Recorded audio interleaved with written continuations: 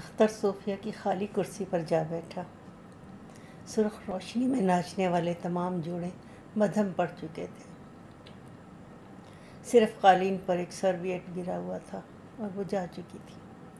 وہ جس کا دل دکھانے میں آج اس نے کوئی کسر نہ چھوڑی تھی، خاموشی سے چلی گئی۔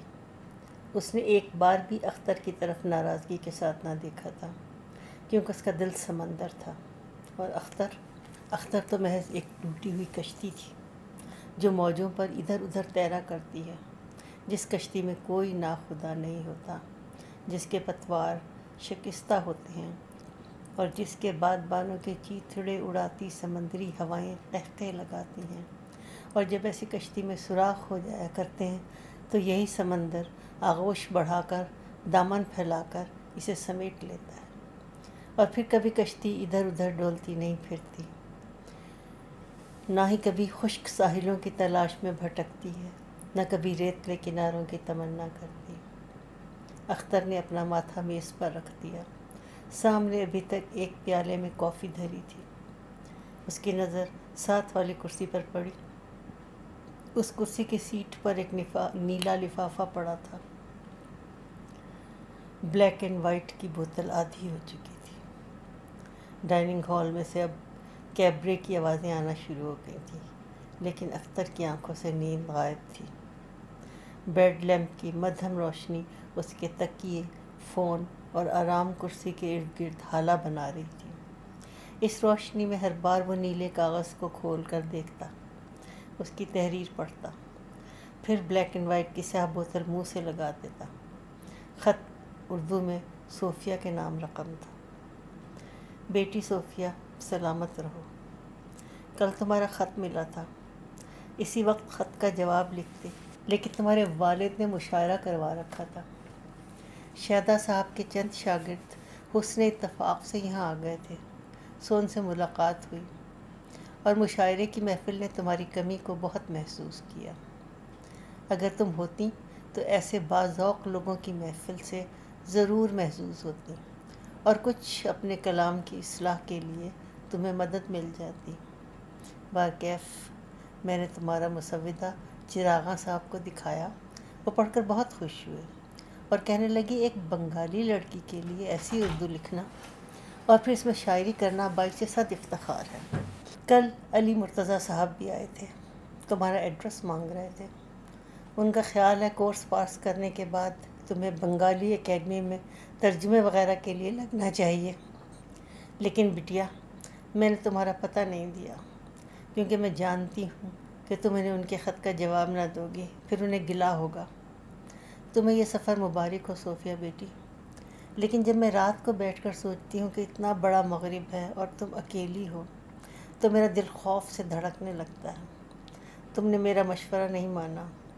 میری تمنا تھی کہ کاش تم کراچی نہ ٹھہرتی۔ بخدا میں خرچ کی وجہ سے نہیں کہتی، تم نے خود محنت کی، خود روپیہ جمع کیا، لیکن سوچتی ہوں خدا جانے کیسا ہوٹل ہے، وہاں رہنے والے کیسے ہیں۔ تمہیں میں نے لوگوں کی نظروں سے بچا بچا کر پالا ہے، کہیں کوئی بدبخت تمہارا دل نہ دکھا دے، تمہیں کوئی مشکل پیش نہ آئے۔ میں نے تجھے اللہ اور رسول کے سپرد کیا ہے صوفیہ، میری دعائیں تمہارے ساتھ ہیں۔ پریشان تمہاری والدہ۔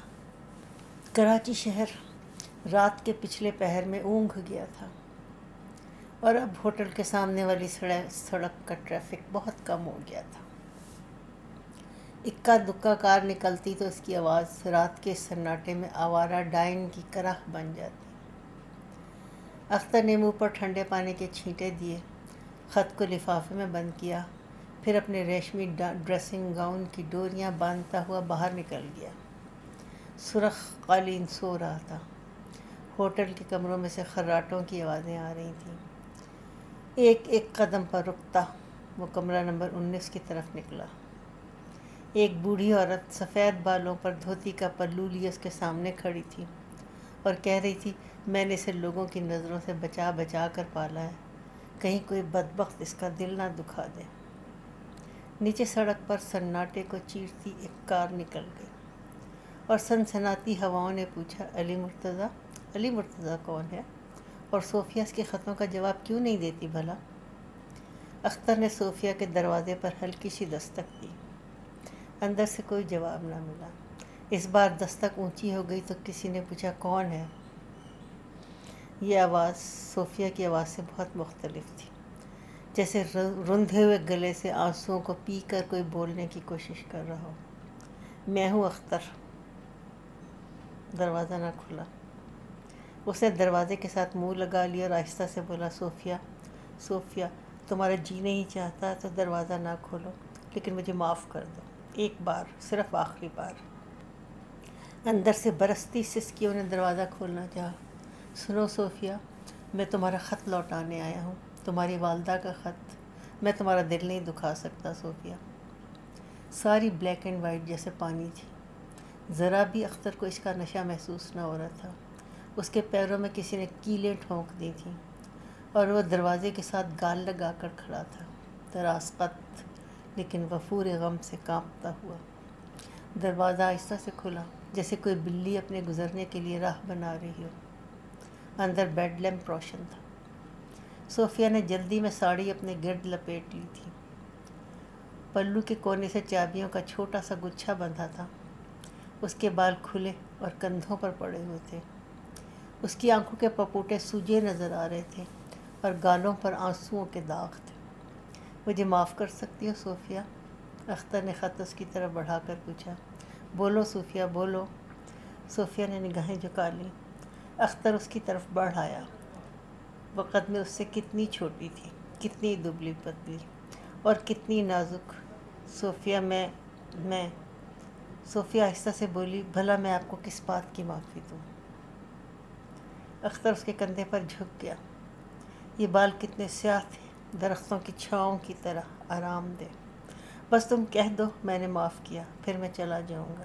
کہو گی تو میں کراچی چھوڑ دوں گا۔ صوفیہ کے ہاتھ اس کے بالوں میں ڈوب گئے۔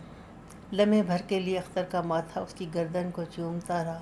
پھر صوفیہ نے اس کا سر کندھے سے اٹھایا اور بولی، رات بہت ہو گئی، اب سو جاؤ۔ سارے کمرے میں شراب کی تیز باس پھیلی تھی۔ یہاں سو جاؤں تمہاری کرسی پر؟ اختر نے اشارہ کر کے پوچھا۔ صوفیہ نے اس بات میں سر ہلا دیا۔ تمہیں ڈر نہیں؟ میں نشے میں دھت ہوں، اختر نے پوچھا۔ صوفیہ مسکرائی۔ مکئی کے ہموار دانے روشنی میں جگمگا اٹھے۔ اس نے پلنگ پر بیٹھ کر کہا، کوئی بچوں سے بھی ڈرتا ہے، بگڑے بچوں سے، ضدی بچوں سے۔ پھر وہ واقعی چپ چاپ اپنے پلنگ پر لیٹ گئی، خاموشی کے ساتھ۔ اس نے اختر کی جانب پشت کر لی اور اس کے لمبے لمبے بال سارے تکیے پر پھیل گئے۔ اختر تھوڑی دیر کرسی پر بیٹھا رہا، پھر اس نے اٹھ کر صوفیہ پر کمبل ڈال دیا اور دروازہ کھول کر باہر نکل گیا۔ باہر صبح کی سفیدی زور مار رہی تھی۔ اختر کو احساس ہوا جیسے وہ کسی مسجد سے فجر کی نماز پڑھ کر نکلا ہو۔ آنا فون پر چیخ رہی تھی، کیوں کر ہو سکتا ہے کہ تم ہوائی جہاز پر چڑھانے نہ ہو؟ کیا اس دیش سے ہمیں الوداع کہنے والا کوئی نہ ہوگا؟ اس نے چونگا اپنے کان سے ذرا پرے کیا اور تحمل سے بولا، لیکن آنا، میں سیٹ بک کروا چکا ہوں۔ کب کی؟ سوال میں، کل کی۔ ایک پرسوں کا دن نہیں ٹھہر سکتے تھے ہمارے لیے؟ پرسوں شام ہم روانہ ہوں گی۔ اختر کے گلے میں ریت پھنس گئی۔ پرسوں کے لیے ٹھہرنا میرے لیے قطعی ناممکن ہے آنا پھر چلائی، میں آ رہی ہوں، ابھی وہ نن کہاں ہے؟ ڈائننگ ہال میں چائے پی رہی ہے۔ بس اب میں بھی پہنچوں گی، ابھی یہی آدھے گھنٹے میں۔ میں بھی وہیں ہوں گا۔ جاؤ اختر، جاؤ آنا۔ ڈائننگ روم میں بہت کم لوگ تھے۔ اختر رات کا جاگا ہوا تھا اور اس کے چہرے پر بے خوابی کے اثرات چھائے تھے۔ دن چڑھتے ہی وہ اسٹیشن گیا تھا اور اپنی سیٹ بک کروا کر واپس آیا تھا۔ صبح کے چند گھنٹے جب ہوٹل کے تمام لوگ سوئے ہوئے تھے اور وہ جانتا تھا کہ صوفیہ کا دروازہ اندر سے مقفل نہیں، اس نے ہوٹل کے لمبے کوریڈور میں ٹہلتے رات گزار دی تھی۔ جوں سفیدی شیشے لگی کھڑکیوں سے ٹکراتی وہ سوچتا رہا، ابھی اس لمحے مجھے کوئی نہ کوئی فیصلہ کرنا ہوگا، ورنہ آج کا دن میرے لیے بہت خطرناک ہے۔ وہ سارا مستقبل جو میں اپنے لیے پلان کر چکا ہوں خاک میں مل جائے گا۔ گھومتے پھرتے آخری بار اس نے ترازو میں اپنی تمناؤں کو تولا اور فیصلہ کیا کہ صوفیہ کے ساتھ زندگی گزارنے کا عزم وہ پلان ہے جو ماؤنٹ ایورسٹ پر چڑھنے کے سلسلے میں بنایا کرتے ہیں۔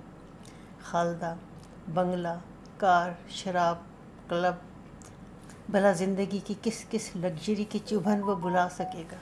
وہ تمام راحتیں جن سے اب اس کا وجود عادی ہو چکا تھا، ان راحتوں کے بغیر اسے صوفیہ کا خالی خلی وجود کیا سکھ دے سکے گا؟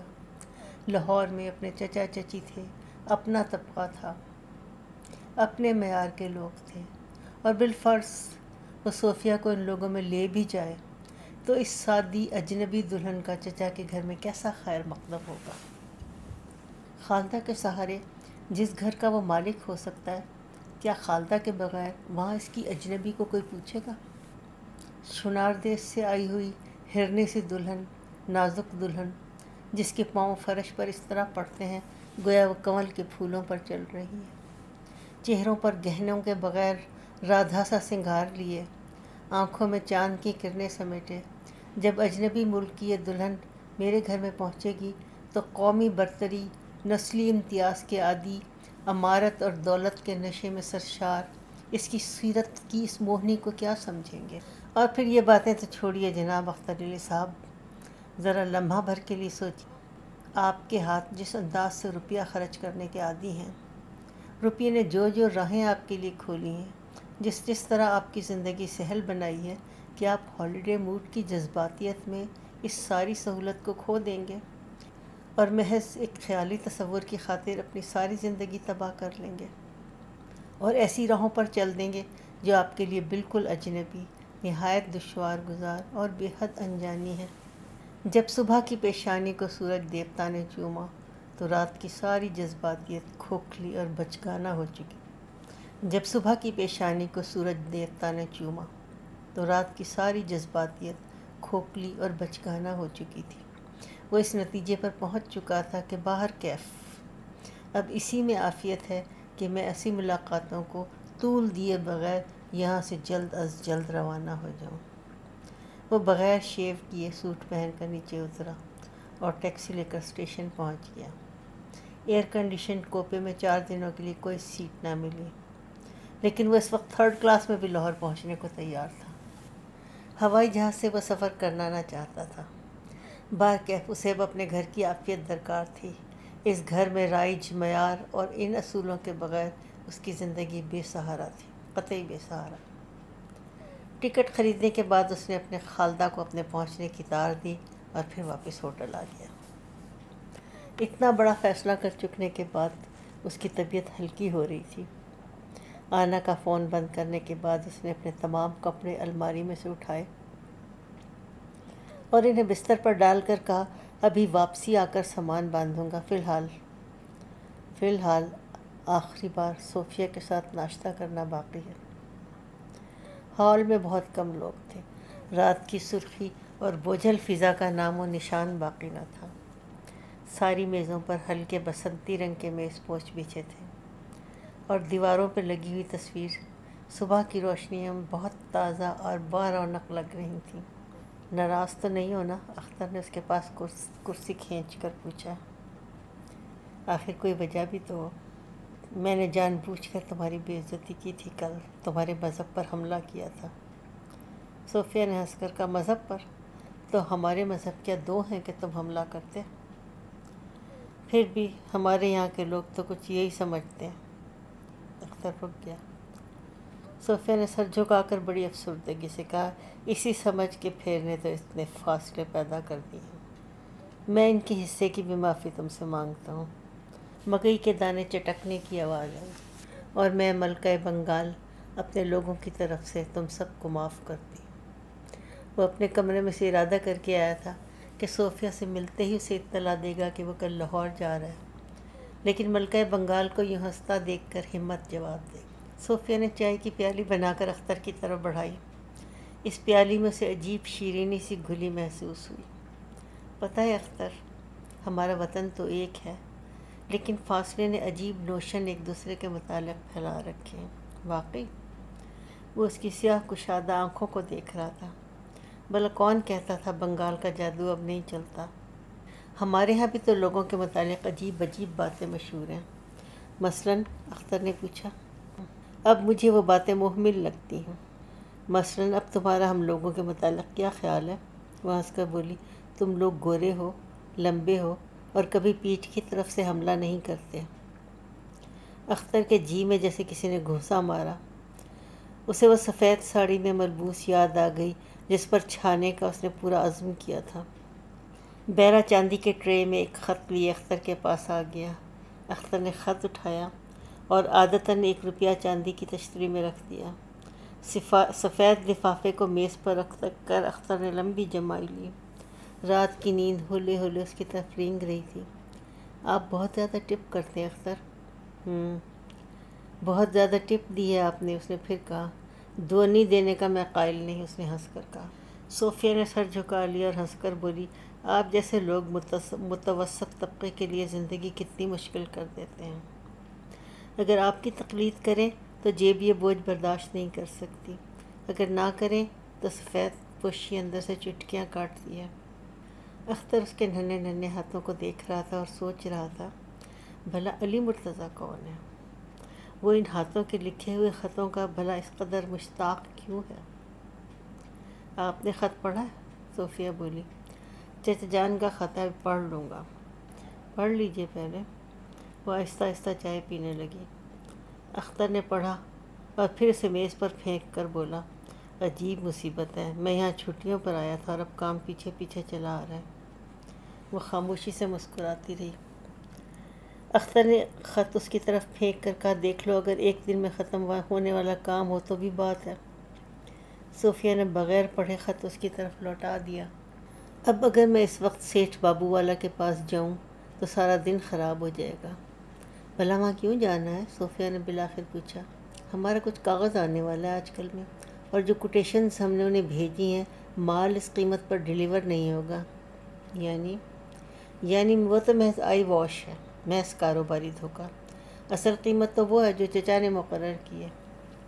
وہ حیران ہو کر اس کی صورت تکنے لگی۔ میرا چہرہ کیا دیکھ رہی ہو؟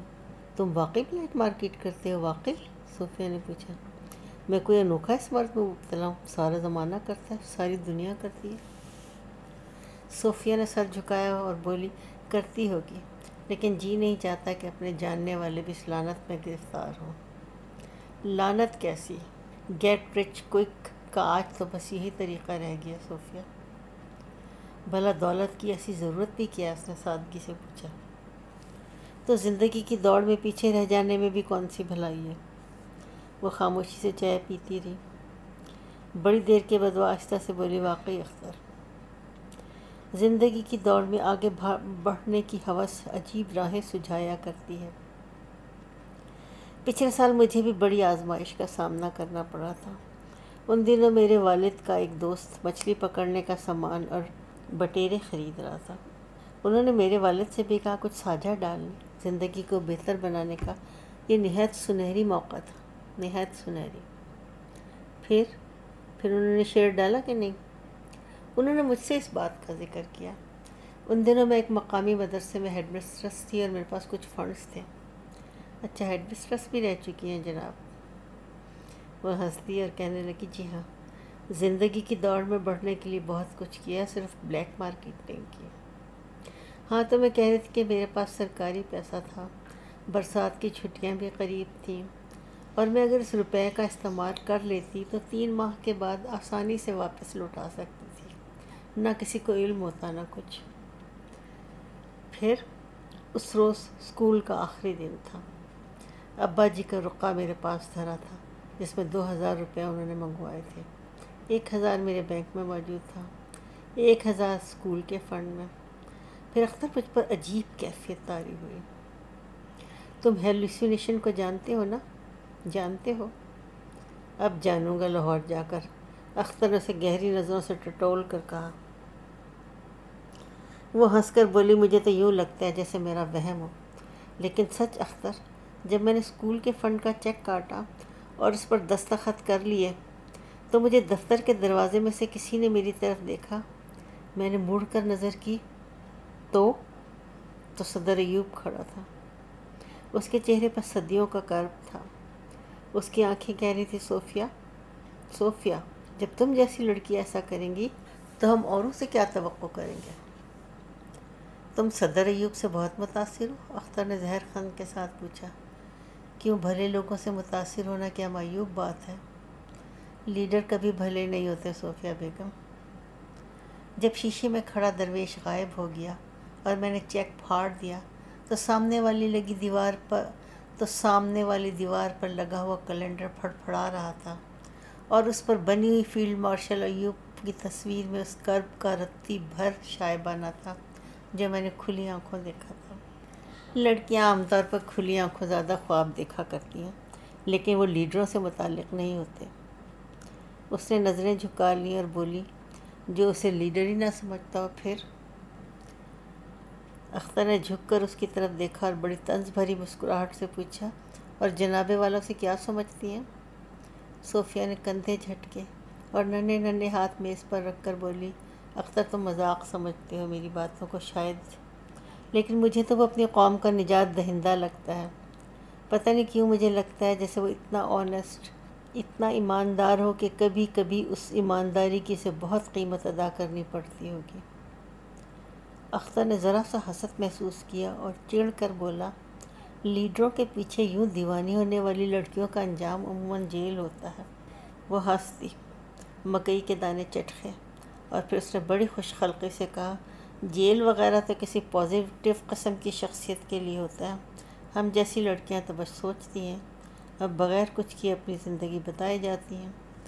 کاش ہماری سوچ کبھی کوئی افعالی روپ دھار سکتی۔ آنا ڈائننگ ہال کے سرے پر برآمد ہو گئی۔ اس نے گہرے بسنتی رنگ کا اسکرٹ اور اسی کا ہم رنگ بلاؤز پہن رکھا تھا۔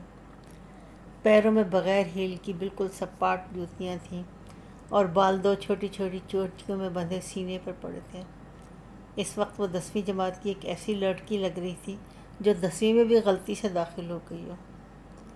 چاؤ، اس نے دروازے پر پہنچتے ہی کہا، چاؤ آنا، اختر نے لمبا سا ہاتھ ہلا کر کہا۔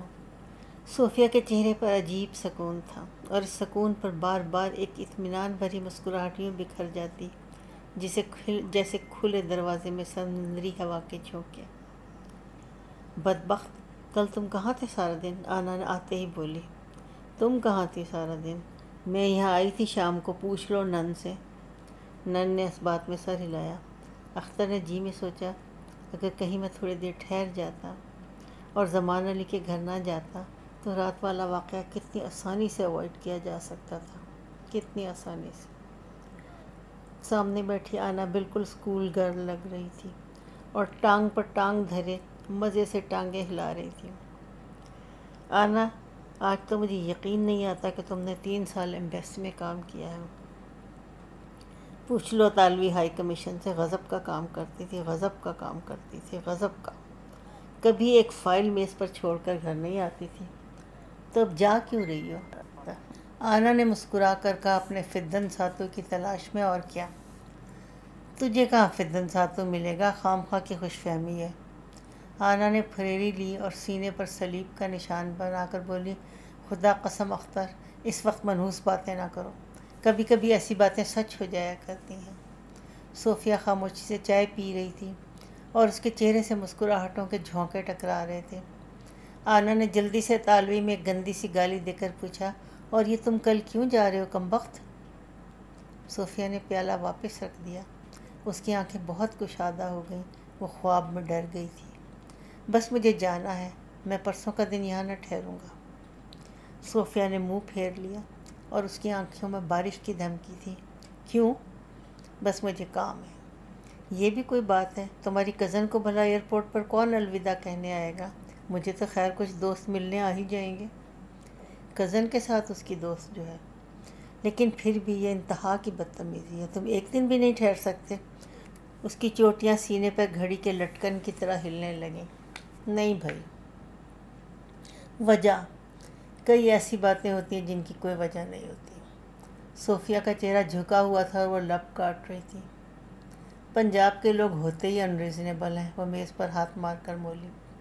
صوفیہ کے چہرے پہ سے ساری مسکراہٹیں غائب ہو چکی تھیں، سارا سکون بارش کی دھمکی نے چاٹ لیا تھا۔ وہ منہ پرے کیے بیٹھی تھی، جیسے یہاں سے بھاگ جانے کی راہ ڈھونڈ رہی ہو۔ اختر کے جی میں لمحے بھر کو آئی کہ وہ جا کر اپنی سیٹ کینسل کرا دیں، لیکن پھر اس نے سوچا یہ چھٹیوں کا موڈ ہے اور اس میں گہری جذباتیت کے فیصلے میں نہیں کروں گا۔ ہمارے ساتھ چلو ذرا کلفٹن چلتے ہیں، آنا بولی۔ کلفٹن؟ اختر نے سوچا کلفٹن چلوں ان کے ساتھ، تاکہ یادوں کے تازیانے اور کوڑیانے ہو جائیں، تاکہ سیٹ کینسل کروانے کے کچھ اور امکانات بڑھ جائیں اور سنہری مستقبل کی تصویر اور دھندلی ہو جائے۔ کبھی نہیں، اب تو میں ان کے ساتھ ایک لمحہ بھی نہ گزاروں گا، ایک لمحہ بھی۔ پھر اس نے آنا کی طرف رخ کیا اور کہا، ابھی تو مجھے سیٹھ بابو والا کے پاس جانا ہے۔ وہ کیوں؟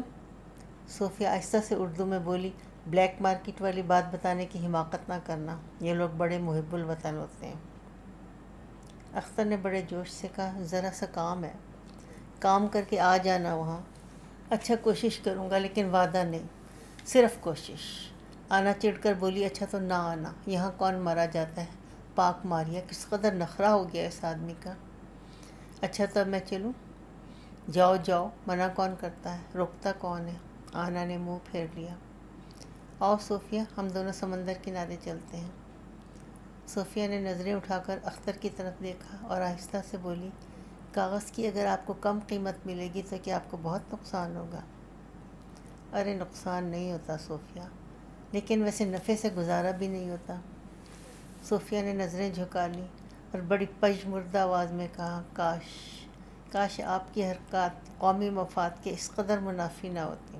اختر نے ہاتھ ہلایا اور بڑے تپاک سے بولا، چاؤ آنا۔ آنا نے منہ پرے رکھا اور خاموش رہی۔ وہ آنا پر جھکا اور دونوں چوٹیاں پکڑ کر بولا، چاؤ اسکول گرل۔ آنا یوں ہنسی جیسے غبارہ پھٹ گیا ہو اور لمبی سی گالی اطالوی میں دے کر بولی، خدا قسم تم ساتھ چلتے تو بڑا مزہ آتا، مجھے کام ہے سچ، چاؤ آنا، چاؤ صوفیہ۔ بغیر ان کی طرف دیکھے وہ لمبے لمبے قدم اٹھاتا باہر نکل گیا۔ بندر روڈ کی بڑی دکان پر جب تیسری سیڑھی پر اس کے قدم پڑے اور بابو والا کے بورڈ پر اس کی نظر گئی تو پتہ نہیں اس کے جی کو کیا ہو گیا۔ اس نے سوچا، اور کچھ تو میں صوفیہ کے لیے کر نہیں سکتا، کم از کم اس کی اس چھوٹی سی خواہش کا احترام تو کر سکتا ہوں۔ بابو والا سے چچا تو خود لین دین کر لیں گے۔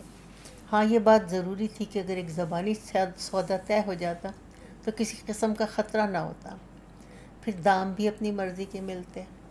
لیکن خیر، کم از کم یہ تو میری تفریح کے دن ہے۔ 3 سال کے بعد شادی کے بندھنوں میں سے بننے سے ذرا پہلے میں آخری چھٹیاں گزارنے یہاں آیا ہوں، کم از کم یہ بزنس سے پاک ہونی چاہیے۔ وہ سیڑھیوں سے اترا اور ٹیکسی میں جا کر بیٹھ گیا۔ اختر خوب جانتا تھا کہ آنا اور صوفیہ کلفٹن کے ریتلے ساحل پر اس کا انتظار کر رہی ہوں گی، لیکن وہ سیدھا ہوٹل واپس آ گیا۔ یہ جگہ اب اسے اپنے گھر کی طرح مانوس لگ رہی تھی اور وہ ریشم کے کیڑے کی طرح کونے میں گھس کر بیٹھ جانا چاہتا تھا۔ اسے ہر لحظہ اپنے وجود سے ایک عجیب طرح کا خطرہ پیدا ہو جاتا تھا۔ یہ خطرہ اسے اسٹیشن پر جا کر ٹکٹ واپس موڑنے کی تلقین کرتا۔ اس وقت اختر کو اپنے سنہرے مستقبل کا آباد شہر گرتا ہوا نظر آتا۔ سرخ قالین پر بڑے بڑے قدم دھرتا وہ سیدھا بے خیالی میں 19 نمبر کمرے کے سامنے جا کر کھڑا ہو گیا۔ ابھی رات وہ اپنے ساتھ تیز وسکی کی خوشبو لایا تھا۔ اس وقت دن کا چڑھا سورج کمرے کی دہلیز کو چوم رہا تھا اور سارے میں فلٹ کی باس پھیلی تھی۔ اختر نے جی میں سوچا، شاید وہ کلفٹن نہ گئی ہو، شاید وہ اندر ہی ہو، اور اس خیال کے آتے ہی وہ اپنے کمرے کی طرف چلنے لگا۔ اگر وہ اندر ہے تو مجھے کسی قیمت پر اندر نہ جانا چاہیے، میرے سنہری مستقبل کی تمام بنیادیں کھوکھلی ہو جائیں گی۔ خالدہ کے گلے میں باہیں ڈالنے کے بجائے خدا جانے میں کہاں جا پہنچ۔ بنگلہ، کار، کلب اور جیب میں بڑی سی چیک بک، توبہ توبہ۔ اپنے کمرے میں واپس آ کر اس نے گھڑی پر نظر ڈالی۔ لنچ کا وقت گزر چکا تھا اور بستر پر اس کے کپڑے بڑے سلیقے سے تہہ کیے پڑے تھے۔ نور دین اس کی غیر موجودگی میں کمرے کی صفائی کر کے جا چکا تھا۔ بیڈ لیمپ کے پاس ابھی تک رات والی بلیک اینڈ وائٹ کی بوتل پڑی تھی۔ رات جب وہ کمرے سے نکلا تو اس میں تھوڑی سی شراب باقی تھی، لیکن اب بوتل بالکل خالی تھی۔ اختر نے آرام کرسی پر بیٹھ کر سگریٹ سلگا لی۔ اسے رہ رہ کر خیال آ رہا تھا کس طرح اس نے کباب پکائے تھے، اور جب قیمہ فرائی پین میں سے اچھل کر باہر پڑتا تھا تو وہ الماری کے پاس کھڑی ہنستی تھی اور بس ہنسے ہی چلی جاتی تھی۔ اس طرح بغیر ریزرو کے اس نے پھر کبھی صوفیہ کو نہ دیکھا۔ اختر نے سگریٹ پیر تلے مسل دیا، قالین کے بال جلنے کی تھوڑی سی خوشبو اٹھی اور پھر تازہ فٹ کیے ہوئے کمرے کی باس میں مل گئی۔ اختر نے اپنے فائبر کا سوٹ کیس نکالا اور طے شدہ کپڑے اٹھا کر اندر بند کرنے لگا۔ اسے یوں لگ رہا تھا وہ خواب میں اپنا وطن چھوڑ کر کہیں پردیس جا رہا ہے۔ رنگین ٹائیاں، لینن کی قمیضیں، خوبصورت جوڑے سوٹ کیس میں اترنے لگے، لیکن جب اس نے گرے سمر کا سوٹ بند کرنا چاہا تو اس کا ہاتھ کوٹ کی اوپر والی جیب میں چلا گیا۔ ایک زرد اور مرجھایا ہوا پھول اس کی ہتھیلی میں آ گیا۔ اس کی جلد اب براؤن ہو چکی تھی اور پتیاں کاغذی تھیں۔ اختر نے اسے بوسہ دیا تو جلے ہوئے لونگ کی خوشبو اس کے نتھنوں سے ٹکرائی۔ وہ اسکول گرل نہ بننا چاہتا تھا، لیکن پتہ نہیں کیوں آج اس کی آنکھوں میں آنسو تھے۔ ایسے آنسو ایک بار تب بھی اس کی آنکھوں میں آئے تھے جب وہ بہت چھوٹا تھا، اور ایک روز اس کی پھوپھی نے کہا تھا، اب بیٹا تم سیانے ہو، اپنی چچی کو اماں نہ کہا کرو۔ کیوں پھوپھو جی؟ کیونکہ یہ تمہاری اماں نہیں ہے۔ اس نے حیران ہو کے پوچھا تھا، اور میری اماں کہاں ہے؟ وہ تو جب تم چھوٹے تھے تب ہی مر گئی تھی۔ وہ جانتا تھا کہ چچا اس کے ابا نہیں ہے، لیکن چچی میں بھی ماں کو نہ پا کر وہ نڈھال ہو گیا۔ سبھی کچھ تو موجود تھا، وہی حالات تھے، لیکن آنسو اس کے تکیے کو بھگوتے رہے۔ ایسے ہی انجانے کا دکھ کا ذکر آنا نے بھی تو کیا تھا، ایسا دکھ جو پہلی محبت اور پہلی مایوسی میں ملا کرتا ہے۔ پھر اس نے گلاب کے پھول کو کوٹ کی جیب میں ڈال کر سوچا، لیکن یہ کہاں کی عقل مندی ہے؟ یہ کوئی میری پہلی محبت ہے؟ آدھے لاہور کی آدھی قبول صورت لڑکیاں میرے لبوں سے پیار کے بول سن چکی ہیں، پھر یہ کیسی خود فریبی ہے؟ گلاب کی خوشبو سے اس نے پوچھا، اختر کہیں یہ کسک آخری محبت کی تو نہیں؟ آخری محبت زندگی کا آخری تحفہ ہوا کرتی ہے، اسی کی یاد لے کر انسان قبر میں جاتا ہے اور اسی کے ساتھ روز محشر اٹھے گا۔ فون کی گھنٹی بجنے لگی۔ اس نے چونگا اٹھا کر ایک طرف رکھ دیا۔ اسے علم تھا کہ سوائے روبی کے اس وقت اور کوئی فون نہیں کر سکتا، اور اس وقت وہ روبی سے باتیں کرنے کے موڈ میں نہ تھا۔ شام آ گئی لیکن وہ کمرے سے نہ نکلا۔ کئی بار اس کے جی میں آیا کہ 19 نمبر کمرے تک چلا جائے، لیکن دروازے تک جا کر وہ پھر واپس پلٹ گیا اور اپنے جی سے کہتا، بس یہی ایک دن عزم دکھانے کا ہے، آج کا دن گزر گیا تو پھر لاہور ہوگا، اور پچھلی مایوسیوں کی طرح اس مایوسی کا تعلق بھی محض ایک یاد رہ جائے گا، اور کسی روز میں بیٹھ کر خالدہ سے کہوں گا، شکر کرو خالدہ میں کراچی سے واپس آ گیا، ورنہ وہاں تو ایک احمقانہ حرکت کے بالکل قریب پہنچ گیا تھا، اتنا قریب پہنچ گیا تھا، اتنا قریب کہ مجھے لاہور چاند سے بھی پرے نظر آتا تھا۔ اس کا سارا سامان بن چکا تھا۔ بلیک اینڈ وائٹ کی بوتل ردی کی ٹوکری میں پڑی تھی۔ میز پر وہ ٹرے موجود تھا جس میں اس نے آج شام کی چائے پی تھی۔ وہ کسی قیمت پر کمرے سے نکلنا نہ چاہتا تھا۔ اگر ریشم کا کیڑا اپنا کویا چھوڑ کر نکلا تو خدا جانے کیا ہو جائے۔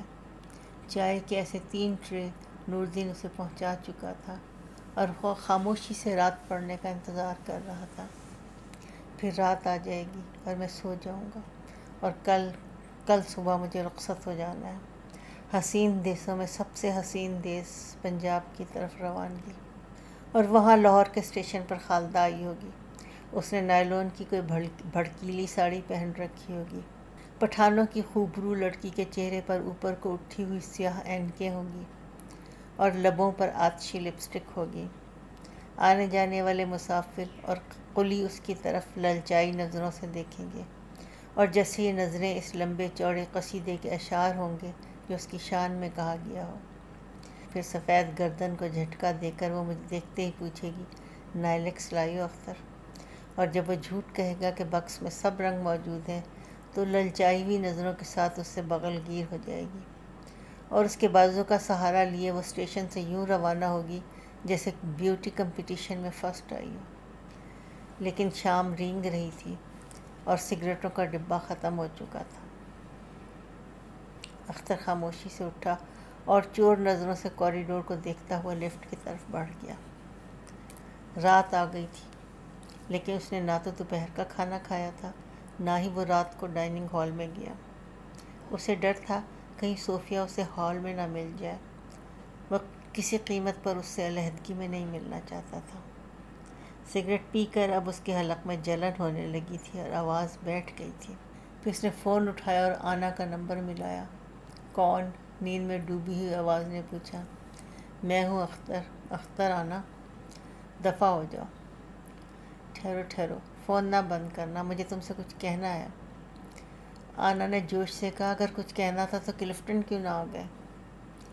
اس لیے کہ مجھے اپنے آپ سے ڈر لگتا تھا آنا، اس لیے۔ کیوں؟ اس نے جلدی سے پوچھا۔ آنا، جب تم بردر انطونیو سے محبت ہوئی تھی تو تمہیں اپنے آپ سے ڈر لگتا تھا؟ ہاں لگتا تو تھا، لیکن تمہیں کس سے محبت ہو گئی ہے؟ آنا، میرا کام کرو گی؟ ہاں کر دوں گی، لیکن مجھ سے کوئی ڈالر وغیرہ نہ مانگنا، تم سے پہلے میں کئی لوگوں سے وعدہ کر چکی ہوں۔ اختر کے گلے میں روئی پھنس گئی۔ بس تم اسٹیشن پر نہ آنا کل، میں تمہارے اور صوفیہ کے سامنے گاڑی پر چڑھنا نہیں چاہتا۔ وہ کیوں؟ بس مجھے اپنے آپ سے ڈر آ رہا ہے آنا۔ دوسری طرف خاموشی رہی۔ نہیں آؤ گی نا؟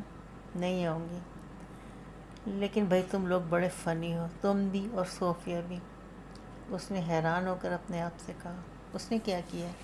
آنا جلدی بولی۔ کل جب ہم کلفٹن کی ریت پر پھر رہی تھی تو کہنے لگی، آنا اگر میں راہ میں مر جاؤں تو میرا کام کر دو گی؟ کیا؟ ہاں، کہنے لگی اگر میں مر جاؤں تو میری لاش لاہور بھجوا دینا۔ لاہور؟ ہاں، کہنے لگی لاہور بھجوا دینا۔ میں نے پوچھا ڈھاکہ کیوں نہیں؟ تو کہنے لگی میری ماں غم سے مر جائے گی۔ اختر کے ہاتھ میں چونگا کانپنے لگا۔ اور میری بات بھی یاد رکھو گی؟ ہاں، اسٹیشن پر نہ آنا، نہ تم نہ صوفیہ۔ وہ اطالوی میں کچھ کہنے لگی، تیز اور بے ربط جملے۔ جاؤ آنا، اس کی آواز میں آنسو تھے، جاؤ اختر۔ اپنے فدن ساتھو کو لے کر ڈھاکہ ضرور جانا، وہ دنیا کا خوبصورت ترین شہر ہے۔ اور تم صوفیہ کو لے کر روم ضرور آنا، ہر راستہ روم ہی تو جاتا ہے۔ اچھا؟ اختر کے گلے میں نمکینی سی محسوس ہونے لگی۔ جاؤ آنا، جاؤ اختر، جاؤ آنا، تمہارے دیس پر سلامتی ہو۔ فون بند ہو گیا۔ اس کا سر گھوم رہا تھا۔ اپنی نعش کو لاہور بھجوانے والی لڑکی سے ملے بغیر وہ کیسے کراچی سے رخصت ہو سکتا؟ بھلا ایک دو الوداعی جملے کہنے سے کیا ہو جائے گا؟ یہ کمرے میں چھپ کر بیٹھ رہنا کون سی دلیری ہے؟ اور پھر اب تو ٹکٹ بھی خریدا جا چکا ہے۔ اس نے سگریٹ بجھا دیا اور کمرے سے باہر نکل آیا۔ سمندری ہوا کے جھونکے نے اسے نکلتے ہی باہوں میں لے لیا۔ سرخ قالین پر ٹہلتے ٹہلتے جب اس کے پیر تھک گئے تو اس نے کمرہ نمبر 19 کے دروازے کو آہستہ سے کھٹکھٹایا۔ رات بہت جا چکی تھی اور ہوٹل کے ڈائننگ ہال میں سے مادام بواریا کے رقص کا میوزک اب بہت ہلکا ہو چکا تھا۔ کبھی کبھی جب وائلن کی تان اونچی پڑتی تو صوفیہ کے دروازے سے ٹکراتی اور چھوٹی سی درز میں سے اسے چونکا دیتی۔ کمرے میں صرف بیڈ لیمپ روشن تھا اور اس کی روشنی اختر کے پیروں اور گھٹنوں میں سے ہو کر نیم اجالے میں بدل جاتی تھی۔ وہ دونوں خاموش بیٹھے تھے، انہیں اس طرح بیٹھے جیسے کئی صدیاں، کئی قرن گزر گئے۔ صوفیہ اس کے بہت قریب تھی، اتنے قریب کہ اگر وہ چاہتا تو بازو بڑھا کر اس کا سارا وجود لپیٹ سکتا تھا۔ اس کی لمبی چوٹی کئی بل کھا کر سفید ساڑی پر پڑی تھی اور وہ دونوں ہاتھوں سے پلو کے دھاگے نکالے جا رہی تھی۔ ان ہاتھوں سے، ان بالوں سے جدا ہونا اختر کے لیے کتنا مشکل ہو گیا تھا۔ وہی لڑکی جس پر چھا جانے کا اس نے عہد کیا تھا اب بغیر کسی مدافعت کے اس کے سامنے بیٹھی تھی، اور اس میں اتنی ہمت بھی نہ تھی کہ اس کے پلو کے گرے ہوئے وہ دھاگے ہی اٹھا لیتا جنہیں صوفیہ نے چھوا تھا۔ زندگی نے اس سے بڑا مذاق، اس سے بڑی چال سازی آج تک نہ کی تھی۔ تمہیں ڈر نہیں آتا صوفیہ؟ بالآخر اس نے پوچھا۔ ڈر؟ کیسا ڈر؟ اس کی آواز جیسے گھاٹ پار سے آئی۔ رات ہے، ہوٹل ہے اور تمہارے کمرے میں ہم دونوں تنہا ہیں۔ وہ مسکرا دی۔ سیاہ آنکھوں کا سحر اور بڑھ۔ اگر مجھے تم سے کوئی ڈر ہوتا تو میں تمہیں اپنے کمرے میں آنے ہی نہ دیتی۔ اختر نے منہ پرے کر لیا اور ایک بار بعد دونوں پھر خاموشی میں ڈوب گئے۔ اختر نے سوچا شاید لاہور پہنچ کر سب ٹھیک ہو جائے گا، لیکن میں لاہور پہنچ بھی جاؤں گا، سنا ہے لوگ بیٹھے بیٹھے مر بھی جایا کرتے ہیں۔ یوں ہی بلا وجہ یہ اسکول گرلش جذباتیت ہے۔ اس نے جی کو سمجھایا سب کچھ ٹھیک ہو جائے گا، ایسی لڑکی میرے مشاہدے میں نہیں آئی تھی، اس لیے دھچکا شدید ہے، لیکن میں اسے بھی بھول جاؤں گا۔ اور پھر خالدہ ہوگی، اپنا بنگلہ ہوگا، کار ہوگی، اور کلب کی لڑکیاں مجھے دل کی دھڑکن کہہ کر میری وینٹی کا سامان بہم پہنچایا کریں گی۔ لیکن ان لڑکیوں کا ہارٹ تھروب بننے سے حاصل کیا یہ درد میرے ساتھ جائے گا؟ کیا سفید گلاب کے پھول دے کر ہمیشہ میری آنکھوں میں آنسو آ جائیں گے؟ کیا صوفیہ اسی طرح بیٹھی ساڑی کے پلو میں سے دھاگے نکال رہی تھی۔ اختر نے کنکھیوں سے اس کی طرف دیکھا، پھر اس نے فیصلہ کیا اگر وہ اسی طرح بیٹھا رہا تو شاید اس کا سارا روشن مستقبل، اس کے سارے پروگرام خاک میں مل جائیں گے، اور وہ ان تمام آسائشوں سے محروم ہو جائے جو اس نے اپنے لیے حلال کر رکھی ہیں، جنہیں اگر خالدہ کا سہارا نہ ملا تو وہ یتیم بچوں کی طرح ہمیشہ اس کے کپڑے نوچتی رہا کریں گی۔ اسے کھڑے ہوتا دیکھ کر دھاگا کھینچتے ہاتھ رک گئے، لیکن صوفیہ نے اس کی طرف نہ دیکھا، وہ اسی طرح سر جھکائے بیٹھی رہی۔ تم پرسوں انگلستان کا جہاز لوگی؟ اس نے معمولی سی آواز میں کہا۔ صوفیہ خاموش رہی۔ اور میں کل صبح کراچی چھوڑ جاؤں گا۔ اس کے حلق میں کوئی چیز اٹکی ہوئی تھی، وہ اب بھی خاموش رہی۔ اختر دوبارہ کرسی پر بیٹھ گیا۔ اس کے لیے الوداعی جملے ادا کرنا بہت مشکل ہو رہا تھا۔ آنا کہتی تھی جب تم واپس آؤ گی تو تبدیل ہو چکی ہوگی۔ صوفیہ نے بغیر آنکھیں اٹھائے کہا، انسان کے اندر اگر تبدیل ہونے کی تمنا نہ ہو تو ماحول اس کا کچھ بھی نہیں بگاڑ سکتا۔ پھر اختر نے ہاتھ بڑھا کر اس کی لمبی سی چوٹی اپنے دائیں ہاتھ میں اٹھا لی۔ یہ بال نہایت نرم، سیدھے اور لچکیلے تھے۔ صوفیہ ایک بات کہوں مانو گی؟ پہلی بار صوفیہ نے آنکھیں اٹھائیں، اس کے پپوٹے سوجے ہوئے تھے اور آنکھیں سرخ تھیں۔ مانو گی میری بات صوفیہ؟ اس نے آہستہ سے اثبات میں سر ہلا دیا۔ آنا کہتی ہے یہ بال نہ کٹوانا صوفیہ۔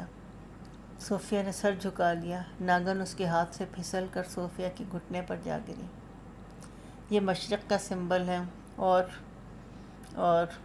تمہیں اچھے لگتے ہیں؟ اس نے سر جھکائے ہوئے پوچھا۔ اختر کے حلق میں روئی پھنس گئی تھی۔ اس نے روحانسا ہو کر کہا، اسی لیے تو کہتا ہوں۔ صوفیہ اٹھ کھڑی ہوئی اور اس کی طرف پشت کر کے بولی، تو پھر کیسے کٹوا سکتی؟ گہری خاموشی پھر کمرے میں چھا گئی۔ بہت دیر بعد صوفیہ نے اس کی طرف مڑتے ہوئے کہا، میری بھی ایک بات مانو گے اختر؟ اختر کا دل زور زور سے دھڑکنے لگا۔ کہیں اس کی تمنا میرے مستقبل کے منافی ہوئی تو؟ کہیں لوٹ جہاں ناممکن ہی نہ رہا تب؟ اس نے احتیاطاً سر ہلا کر آہستہ سے کہا، کوشش کروں گا۔ صوفیہ کا چہرہ تمتمایا ہوا تھا، اس کے ہونٹ لرز رہے تھے اور آنکھوں میں موسلا دھار بارش کی پہلی دھمکی تھی۔ لاہور جا کر بلیک مارکیٹ نہ کرنا اختر۔ اختر ایک دم کھڑا ہو گیا۔ اس سے قد میں کتنی چھوٹی تھی، کتنی نازک۔ چچا کا کاروبار پھیلا ہوا تھا، اس کی تو بنیادی بلیک مارکیٹ پر تھی۔ ایک پلیٹ بنانے کے وہ کتنے ہی روپے زائد لگا لیا کرتے تھے۔ ایک رم کاغذ پر انہیں کتنی آمدنی ہو جاتی تھی۔ فوراً کتابیں، کاغذ، پریس کا کام ایک چکر جس میں تمام سپوک سی بلیک مارکیٹ کی بنی ہوئی تھی۔ اگر یہ سپوکس موجود نہ رہی تو بھلا یہ چکر کیوں کر چل سکے گا؟ ان کی زندگی کی تمام آسائشیں کیا ہوں گی؟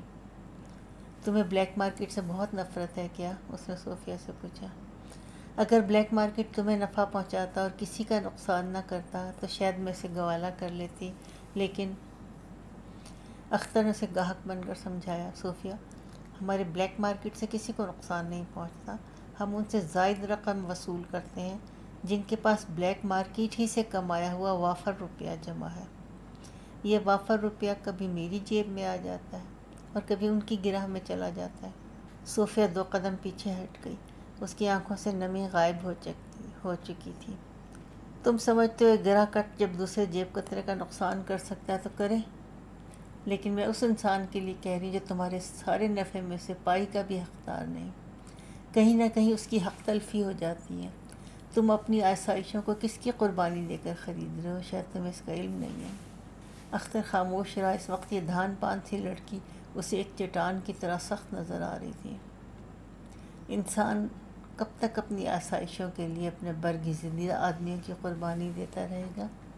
اپنی قوم سے محبت کرنے والوں کا کیا یہی اجر ہونا چاہیے؟ معمولی لوگوں کے ساتھ کیا ایسا ہی ہونا چاہیے؟ اختر کا جی چاہا آہستہ سے کہے، صوفیہ، قوم پر مرنے والے ہر لیڈر کی زندگی ڈھونگ کے سہارے گزرتی ہے۔ وہ قربانی قربانی پکارتا ہمیشہ دوسروں کے لہو کا طالب ہو جایا کرتا ہے، لیکن پتہ نہیں آج اسے اپنے ذہن کی اس بات پر اعتبار نہ رہا، نہ ہی اس کا زبان ساتھ دے رہی تھی۔ صوفیہ کہہ رہی تھی، اختر، کیا انسان نے ایک مسیح کا خون بہا کر سبق نہیں سیکھا؟ کیا اپنی منمانی کرنے والے ہمیشہ اپنے چاہنے والوں کو مسلوب کیا کریں گے؟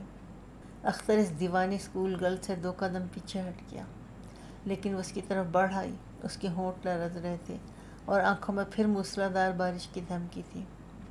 اس نے اختر کو دونوں بازوؤں سے پکڑ لیا، اس کے ہاتھ کانپ رہے تھے۔ تم دیکھتے نہیں اختر، کانٹوں کا تاج پہنے وہ چلا جا رہا ہے، چلا جا رہا ہے۔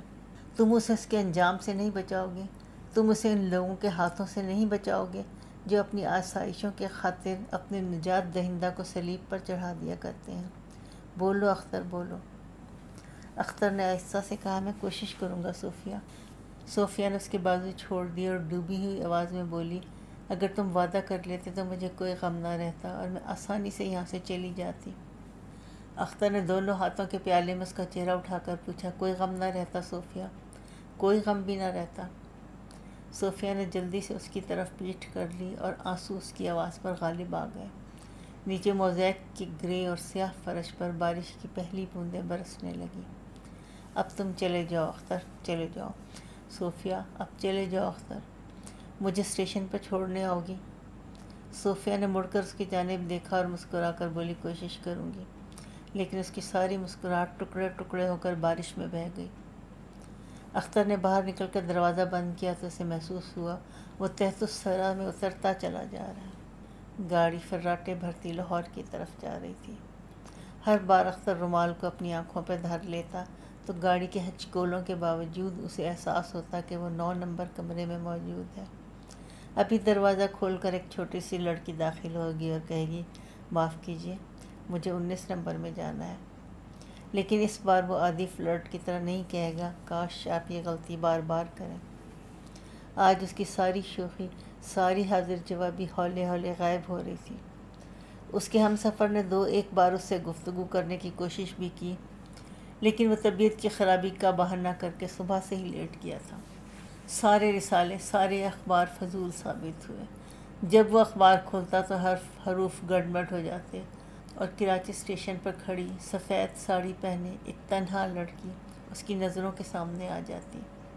اس لڑکی کی آنکھوں سے یوں آنسو گر رہے تھے جیسے کھڑکی پر مسلسل بارش برس رہی ہو، لیکن لڑکی کو اس برساتی نالے کا علم نہیں تھا۔ وہ تو لوگوں کو علیحدہ کرتی، ہولے ہولے بھاگتی چلتی اسٹیشن پر گاڑی کے ساتھ ساتھ چل رہی تھی، اور جب گاڑی نے اس کی رفتار سے بے نیاز ہو کر تیزی پکڑ لی تو وہ پلیٹ فارم سے جم کر رہ گئی۔ ایک ہاتھ الوداع کے لیے اٹھا، پھر اس کے جسم کے ساتھ یوں لگ گیا جیسے الوداعی سلام کو بے سود سمجھ کر کچھ سوچنے بیٹھ گیا ہو۔ ہر بار اختر اس تصویر کو اپنے ذہن سے محو کرتا ہوا کہتا، بھلا مجھے کیا ہو گیا ہے؟ معمولی سی بات ہے، چھٹیوں کا ماحول تھا، کراچی شہر، ہوٹل کی زندگی، مجھے ایک لڑکی اچھی لگی، اور گلاب کی خوشبو نے جیب میں سے اٹھ کر کہا، صرف اچھی لگی، صرف اچھی۔ اور وہ سوچنے لگتا، آنا بھی تو اینتونیو کو بھول چکی ہے، کیا مجھے اسٹیشن پر کھڑی ہوئی صوفیہ بھول نہیں جائے گی؟ کیا میں اس خوش قسمتی کی توقع مستقبل سے نہیں رکھ سکتا؟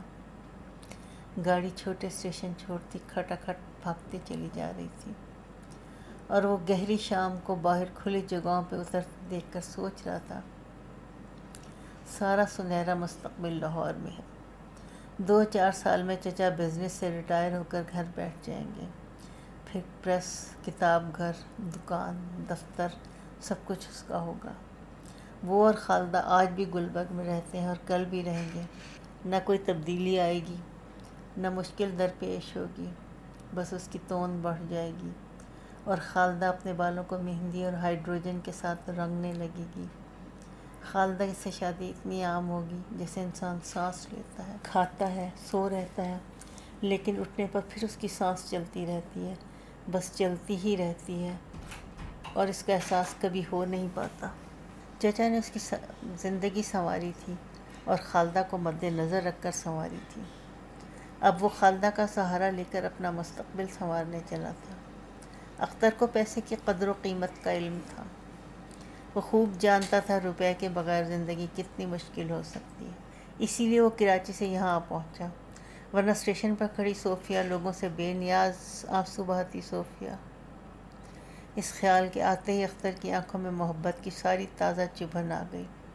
اس نے آہستہ سے اپنا رومال آنکھوں پر رکھ دیا۔ اس کا ہمسفر رات کا کھانا کھا کر آرام سے سو گیا تھا۔ کمپارٹمنٹ میں صرف غسل خانے والی بتی کی تھوڑی سی روشنی باقی تھی، اور گاڑی آڑے ترچھے روشنیوں کے قطرے سیاہ زمین پر پھینکتی بھاگی چلی جا رہی تھی۔ اس نے سگریٹ کا کش لگایا اور سوچا، آج سے کتنے ہی سال بعد کسی روز میں خالدہ سے صوفیہ کا ذکر کروں گا۔ کسی سردیوں کی شام کو جب آتش دان کے قریب ہماری بچی کھیلتی کھیلتی اونگھ جائے گی اور خالدہ کے ہاتھ سے اس کا اون کا گولا گر کر دور قالین پر جا گرے گا، تو میں صوفیہ کا ذکر کروں گا، بالکل جیسے پھول کو بھنورا چوم جاتا ہے۔ اس عشق کا بیان ہوگا 8ویں جماعت کی ایک لڑکی اپنی استانی کی محبت میں عمر بھر کے لیے مبتلا ہو جائے، اور پھر کسی جوان سال کے لڑکے کا بوسہ اسے اس استانی کی ساری یاد بھلا دے۔ اس وقت صوفیہ کی بخشی ہوئی ساری تپش، ساری الجھن، ساری کسک ایک مسکراہٹ کی نظر ہو جائے گی، اور بس۔ لیکن اگر میں خالدہ کو تب بھی صوفیہ کے متعلق کچھ نہ بتاؤں تو بھلا خالدہ کو کیوں کر علم ہو سکے گا کہ ایک بار اس کا شوہر موت کی دہلیز کو چوم کر واپس لوٹا تھا؟ کیا خالدہ سمجھ سکے گی کہ اس کی خاطر، اس کی دولت کی خاطر، زندگی کی آسائش کی خاطر کراچی اسٹیشن پر اختر کیا چھوڑ آیا تھا؟ گاڑی بین کرتی، اجالے کا تقاضا کرتی، بھاگتی جا رہی تھی۔ اس کا ہمسفر خراٹے بھر رہا تھا، اور اس کی نظروں میں آرنا قالین پر اوندھی لیٹی تھی۔ اس کے اسکرٹ کی رنگین لائنیں پنڈلیوں سے ادھر ادھر پھیلی تھیں، اور وہ جانے کہاں پہنچ چکی تھی۔ پیانو کے سروں پر ایک نغمہ رواں دواں تھا۔ سیاہ چوٹی کے سرے پر ایک مخملی سفید پھول چمٹا بیٹھا تھا۔ گیت کے ہر تان اٹھتی اور کمرے میں اندھی ابابیل کی طرح چکر لگا کر بالآخر اسی کے لبوں سے چمٹ جاتی۔ نیند سے بوجھل آنکھیں موند گئیں اور سر تکیے پر ڈھلک گیا۔ ہولے ہولے اسے محسوس ہونے لگا اس کی کشتی کسی لمبے دریا پر بہہ نکلی ہے۔ کشتی کے بادبان میں پروا کے جھونکے بھرے ہیں۔ ڈوبنے والے چاند کی ساری کرنیں دریا کی سطح نے چاٹ لی ہیں، اور اب اس کی لہر لہر میں پارا دمک رہا ہے۔ گھاٹ پر دور وہ سفید ساری پہنے ہاتھ میں دیا لیے کھڑی ہے۔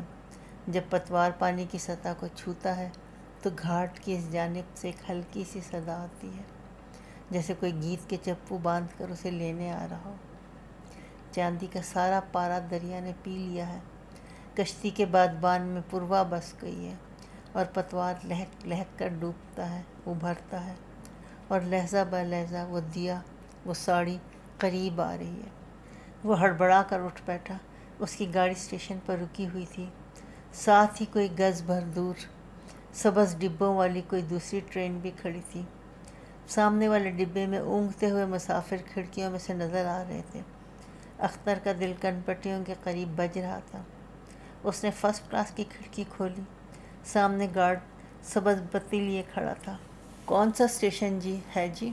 اس نے پوچھا۔ کسی نے کوئی جواب نہ دیا۔ اور یہ دوسری کون سی گاڑی رکی ہوئی ہے؟ سر تیزگام کراچی جا رہی ہے، یہاں اس کا کراس ہے ہماری گاڑی سے، گارڈ نے کہا۔ جلدی سے وہ ڈریسنگ گاؤن پہنے باہر نکل آیا۔ قولی کے ساتھ سامان بندھوا کر جلدی جلدی سیڑھیاں پلانگتا وہ دوسرے جانب پلیٹ فارم پر اتر گیا۔ رات کی خاموشی اس جانب ابھی تک خوانچے والوں کا شور برپا کر رہی تھی۔ رات کی خاموشی کو اس جانب ابھی تک خوانچے والوں کا شور برباد کر رہا تھا۔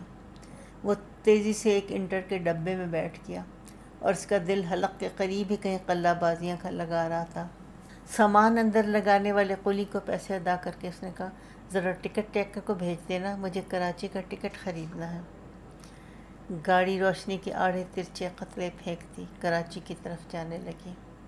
اس کی لبوں پر گیت تھے، نغمے تھے، بہتی ندیوں کے گیت، بادبانوں کے گیت، شنار دیس کے گیت۔ اختر کھڑکی کے ساتھ سر لگا کر بیٹھا تھا۔ اس کی جیب میں کل 300 روپے تھے، لیکن وہ ڈرتے ڈرتے اپنے جی کو سمجھا رہا تھا، آخر جو بلیک مارکیٹ کا روپیہ نہیں سمیٹتے وہ بھی تو زندہ رہتے ہیں۔ گاڑی گائے جا رہی تھی، میری کشتی ٹوٹ چکی ہے، بھلا اس ٹوٹی کشتی کو کھے کر تو کہاں لے جائے گی؟ اے میری جان، کیا تو اپنے سنہری دیس میں اس چاہنے والے کو لے جانے کا ارادہ رکھتی ہے؟ گیت کے بول لوری بن چکے تھے، ہر کام کراچی نزدیک آ رہا تھا، اور وہ تیز گام کی سبز کھڑکی سے سر لگائے شونار دیس میں پہنچ چکا تھا۔